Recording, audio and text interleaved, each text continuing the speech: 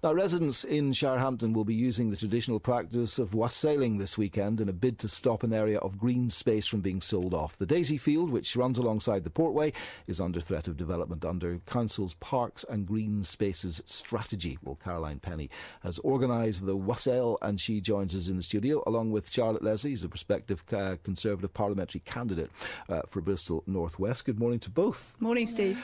Charlotte, first of all, maybe you can tell us just in brief, which is a vain hope, but in brief, what the Parks and Green Spaces strategy actually is. Well, basically, the council said they'd look at the green space in Bristol and identify green space that wasn't really needed, that was a bit redundant, and sell it off for development or to make some money to enhance the green space that's left.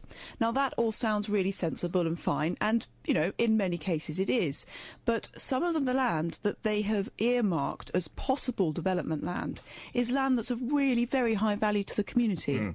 And communities have understood that this land may be under threat and are reacting very strongly because they say, look, you know, we really do need this land. We all understand the need for more houses and we understand the need to enhance our green spaces. Yeah. But please, please, please, don't touch our bit of land. And Daisyfield being one that's such, and I know that it touches a lot of people's hearts. I'm living not too far away from that, not declaring an interest, but I mean, it is something that people value very much, isn't it, Caroline? That's right, it is. It's a very high value piece of land, really.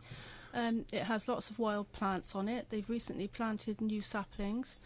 The hedgerow has recently been done, and there's about 400 bulbs that have been planted. And every day somebody uses that field. So what are your fears for Daisyfield? What do you think might happen to it? I'm afraid that they might build on it and lose all the wildlife. And what do you know about that? I mean, how far down the line has that gone? From what I can understand is they've done soil tests. Yeah. The area used to be a dump, right, so it could be toxic. Yeah. They may not be able to build on it. Right. But they've put the decision forward till June. Can I tell you what the council say? And I love getting statements from councils, and maybe you can come in on this with your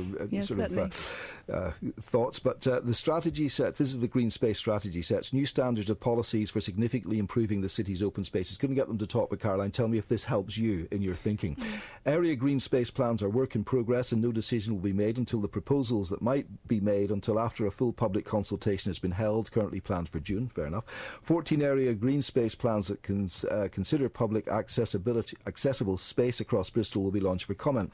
The timing of consultation will ensure the public and key stakeholders consider proposals for the city's open spaces in the context of the council's wider spatial planning work being taken forward in the site allocations development plan document, part of the Bristol Development Framework. This joined-up approach will demonstrate how parks and green spaces will continue to play a vital role in the fabric of the city. There you are, clear as day, isn't it? Oh, well, I wish I'd known that before. Makes no sense whatsoever, does that help you, Caroline? I mean, no. Does it worry you when councils come back and sort of say things like that instead of just, you know, laying it on the line and saying, hang on a minute, these are our thoughts? Why they can't put it in very simple language? I think this is one of the big problems, is that people don't know where they stand, because we were told, and I've been doing a lot of work, we were told that we would have in January a list of the pieces of land that were being considered for development.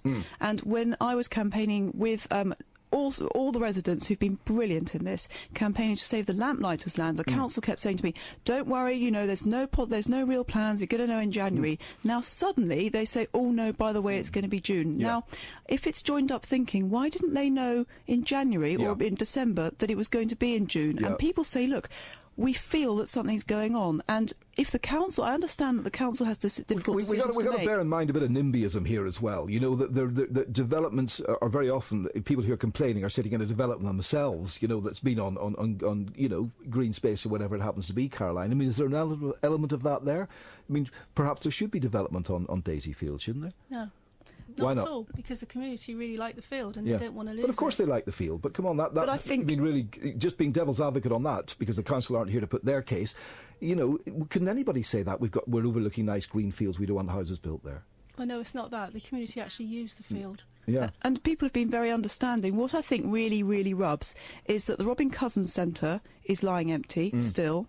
The swimming pool that they demolished, that site is lying empty still. Yeah. And it's in that context the council saying, actually, we could possibly want to take a piece of green land from you and build on that. What about the wassailing? What's happening there? Oh, right, we're just organising something on Sunday, which is to raise public awareness as to the council's ideas of taking this land away, and we're going to use the land, and we will be using it on Sunday to wassail, which means we're going to toast the trees. Yeah.